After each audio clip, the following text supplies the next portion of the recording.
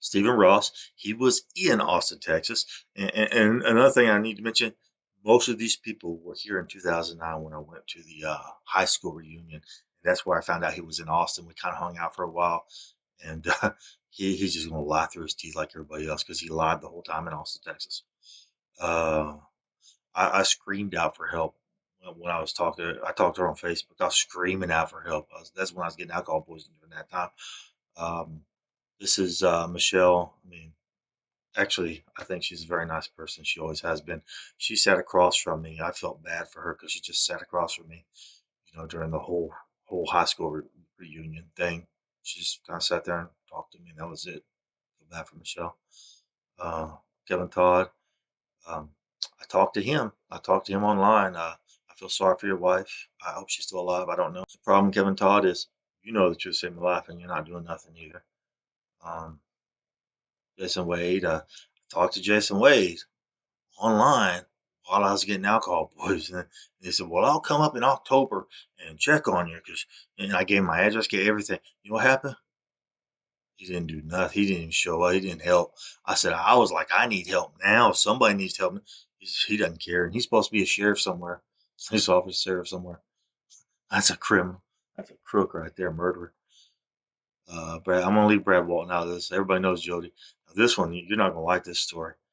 As soon as I had to move back here, I go into Dollar General and I'm getting some water. And there she is with her two daughters walking around, and she had this look on her face like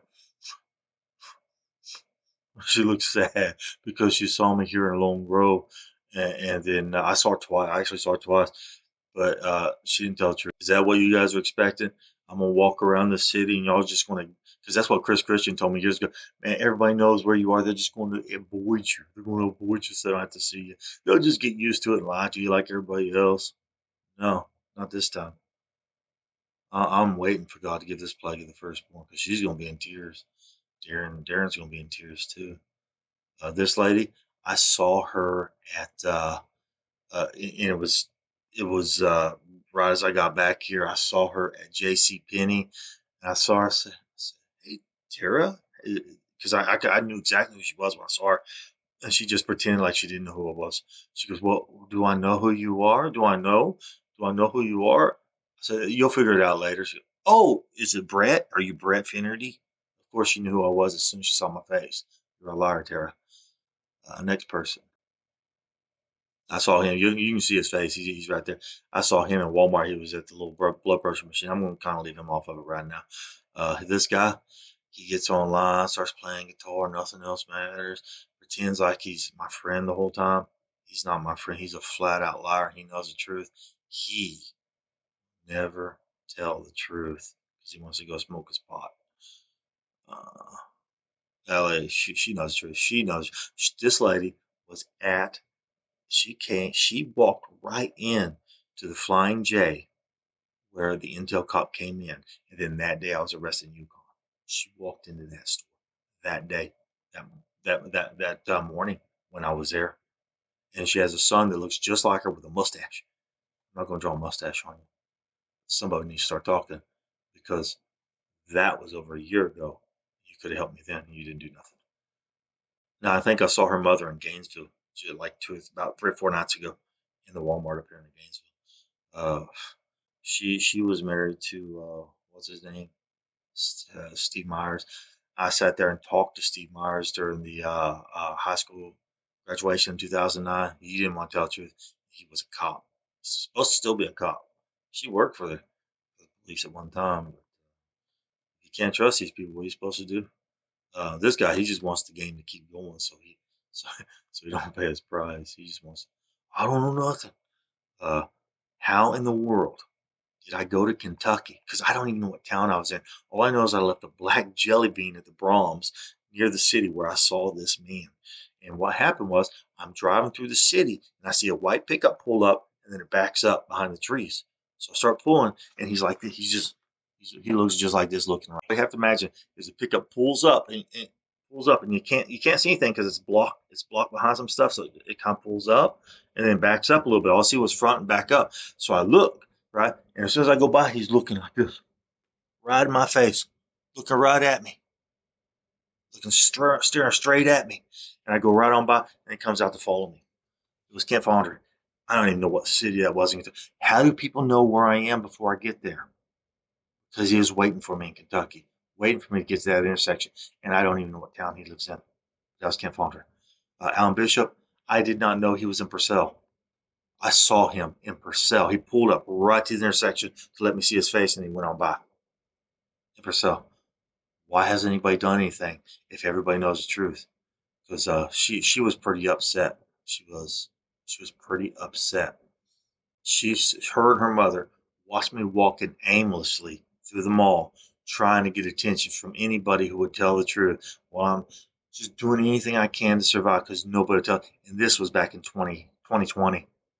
COVID came out, and she saw me. She's like, "You gotta be kidding me! You people really did this, Sean Finner? You piece of trash." That's probably what she said. That's what I said. I don't think there's anybody else to add to this. Oh, now this used to be my boss. You're not going to find his face. Not going to find his face anywhere online. He was the boss who fired me from Alcatel. And he comes in, he's smiling. Hey, how's everybody doing? And I looked at him. I was like, you got to be kidding. Just get it over with. He goes, okay. And I remember he was smiling. How's everybody doing? I said, just, you got to be kidding me. Just get it over with. Because I knew he was all getting laid off. He goes, okay. He gets real serious. Um, Alcatel's decided to make some cuts, and all of you are affected. And he told this whole thing, but he comes in smiling like it's, oh hey hey, and then he was just gonna lay it on a slow. No, just get it over with. You don't tease somebody, play, act like it's a joke, because you're gonna be okay when the other people aren't. Just get it over with. Ex cutter must be he wants to cut people's heads off. And this guy, I remember April saying something, but when you find this, just remember, I know a lot more about what's going on than you know. And I remember Alex Alejandro, my neighbor in McKinney, Texas. Um, he let his Rottweiler in my backyard on purpose. We were terrified because I had a male dog and a female dog, and my female dog was outside. And my wife was April was about to let Sebastian out. I said, no, no, no, no, let me check, because I knew I didn't trust my neighbor. And he had let his dog in my backyard. He let his dog Rottweiler in my backyard with my dog Lucy. Lucy was scared of it, and this Rottweiler, it was there to kill Sebastian. That's exactly what it was there for. We kept Sebastian in the house, and he said, "No, I got to walk the dog right through your house." So I had to let him walk it right through my house. And at that point, April said, "Alex is always over trying to come over here and trying to rape me. What are you supposed to do when the cops know the truth and the cops are letting this happen? What are you supposed to do when you can't trust the police? What are you supposed to do when you can't trust the FBI? What are you supposed to do when you can't trust your family? What are you supposed to do when you can't trust your neighbors? What are you supposed to do when there's not one man on this earth that you can trust? Because the church will not help me. They just smile in my face and lie like everybody else. So when God gives this plague, and I pray it's today, I pray God just wipes out the firstborn. I pray every one of you people right here are in tears today, because I hate you for what you did to us, you liars. Have a good day, murderers. I have one last thing to say in this video. First, everybody knows, especially at Lone Grove, because, man, look at this. Charles Ray Tomfooler. He became best friends with Ken Fonder. Everybody knew Tom Fuller. He called himself Tom Fuller. Now, Charlie Hogue, well, he blew a gasket. He blew a gasket at Alcatel.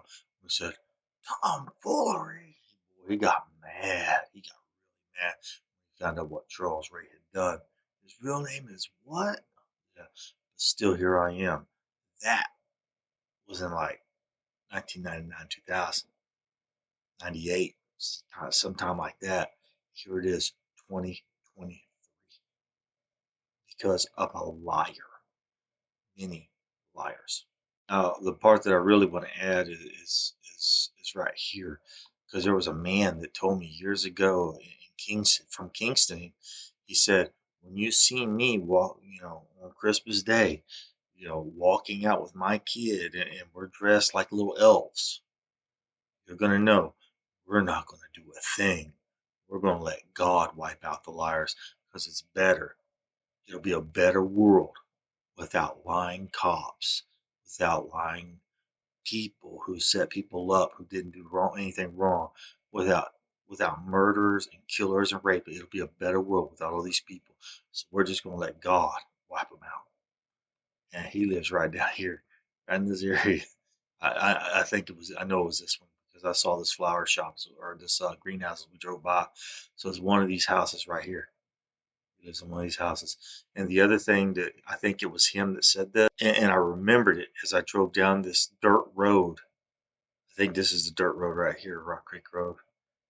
Uh, I don't remember which one it was. No, it was this one. It was this one because it went to the highway. When I drove down this dirt road right here, there's a dirt road here somewhere that I drove down. I remembered what he had said. He said, when you know the Lord God is about to reveal his son, the Lord Jesus, as the Son of Man, as the Son of God, you don't try to hide it. You tell the world. You don't try to cover it up. You let God do what God is going to do, because if you try to cover it up, you're going to be removed from the book of life.